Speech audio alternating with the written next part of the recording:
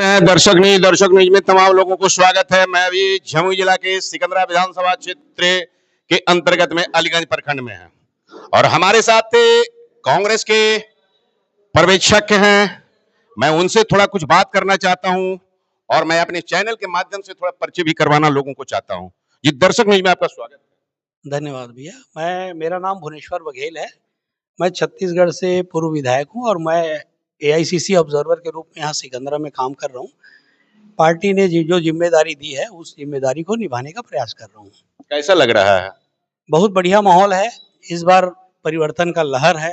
महागठबंधन सब जगह ज़्यादा से ज़्यादा सीट हम लोग जीतने का प्रयास कर रहे हैं और जो इस बार पूरा बिहार में जो बदलाव का जो माहौल दिख रहा है, आप देख रहे होंगे सब आपस में एनडीए वाले आपस में लड़ रहे हैं।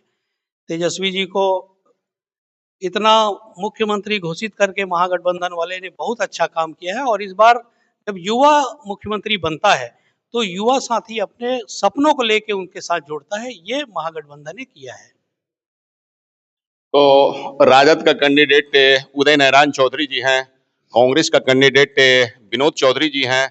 आखिर ये दोनों में आपको कैसा लग रहा है? सिकंदरा विधानसभा क्षेत्र कैसा रहेगा? आप तो घूम रहे हैं, आप जनता के बीच में जा रहे हैं, क्या अनुभव हो रहा है? देखिए, लगातार जहाँ तक मैं इस सिकंदरा का इतिहास पढ़ा हूँ, 60-65 सालों से कांग्रेस या कांग्रेस समर्थित लोग यहाँ पर विधायक बन के जाते रहे। लंबे समय से रामेश्वर पासवान जी यहाँ के विधायक रहे, उसके बाद 2 बार बंटी चौधरी को मौका मिला, है ना भाई। तो आरजेडी वाले तो यहाँ पर अपना दावा पहले नहीं कर रहे थे, लेकिन हमारी कांग्रेस पार्टी ने मुझे 3 महीना पहले से यहाँ पर भेजा था और मैं यहाँ पे हम लोग यहाँ पे कांग्रेस पार्टी को मजबूत करने का काम कर रहे थे। अब ये अचानक आरजेडी वाले अपना उम्मीदवार खड़ा कर दिया। मैं और सभी जनता से भी निवेदन करता हूँ कि बहुत जल्दी आपको ये देखने मिलेगा कि हम दोनों एक होके चुनाव में अपना समर्थन मांगने जाएंगे। हम एक सवाल और आपसे करते हैं। जब विधानसभा की बिहार में चुनाव होती है तो कैबिनेट से मंत्री लोग आकर के और विधायक के लिए प्रचार करते हैं, आखिर ऐसा क्यों? ये कब होता है? जब लोकल हमारा जो जनप्रतिनिधि रहता है या लोकल जिसकी सरकार रहती है, वो जब अच्छा काम नहीं कर पाते हैं तब उनको केंद्रीय मंत्री को बुलाना पड़ता है। वो जो बीजेपी शासित मुख्यमंत्री है उनको एकदम वार्ड वार्ड में बैठाने की नौबत क्यों आ रही है? ये हमको सोचने का विषय है। अगर लोकल प्रतिनिधि इनके काम नहीं करते, उसका परिणाम है कि वो बाहर से जो लोग आते हैं, बड़े बड़े मंत्रियों को ला के बैठाया जाता है। मोकामा विधानसभा क्षेत्र से एक नेताजी की हत्या कर दी गई है और चुनाव का समय है। लोग अपने अपने वोट के लिए इधर से उधर घूम रहे हैं, जनता के बीच में जा रहे हैं और इस समय नेताओं की अगर हत्या होती है तो लोग कहते हैं लोकतंत्र की हत्या होती है और जनता की अगर हत्या हो जाती है, आम पब्लिक की अगर हत्या हो जाती है तो इस पर लोग क्या कहेंगे आप? सबसे पहले स्वर्गीय दुलार चंद यादव जी को मैं अपनी ओर से, अपनी पार्टी की ओर से सच्ची श्रद्धा सुमन अर्पित करता हूँ। उनको भगवान श्री चरण में अपना पुण्य आत्मा को उनका स्थान दे। लेकिन लोकतंत्र में ये सब चीज़ नहीं होना चाहिए।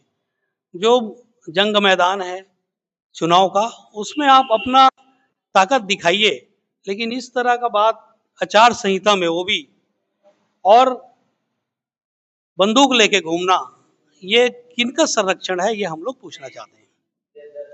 ये सवाल तो हम भी करते हैं, नेताओं के द्वारा करते हैं। आखिर बंदूक लेकर घूमना, राइफल लेकर घूमना, पिस्तौल लेकर घूमना, इस पर क्या कहेंगे? क्या ये जायज है या नाजायज है? इससे एक घटना से ये होता है कि भाई हमारा पूरा बिहार बदनाम हो जाता है, हमारे पूरे बिहारी भाई बदनाम हो जाते हैं। तो ऐसी घटनाओं को हमको अंकुश लगाना चाहिए। मैं इस घटना की घोर निंदा करता हूँ। और चुनाव के समय में नेताजी लोग लंबे लंबे जनता के बीच में वादे करते हैं, चुनाव जब खत्म हो जाती है तो नेताजी जनता के बीच में जाना पसंद नहीं करते हैं, इस पर क्या कहेंगे आप? अब वादा का तो क्या है? देश के गृह मंत्री अमित शाह जी आकर यहाँ बोलते हैं कि भाई ये जो बिहार है वहां पर उद्योग लगाने की जमीन नहीं है। ये इससे हास्यास्पद बात और क्या हो सकती है? अगर जमीन नहीं है तो आप कौन सा उद्योग लगाएंगे?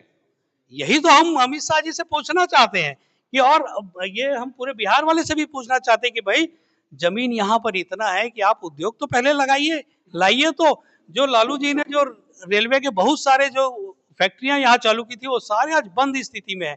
चीनी मिल हमारा 2-3 तो जो चालू हुआ था आरजेडी के टाइम में वो आज बंद स्थिति में है, उसको तो कम से कम चालू कराइए, लोगों को रोजगार दीजिए। क्यों यहाँ के लोग पलायन करके दूसरे देश और राज्य में, विदेश को भी हमारे बिहार के जो मजदूर है उनका उनका सेवा करने का, वहां पर सेवा करते हैं, उनको तो आप रोकने का काम करिए।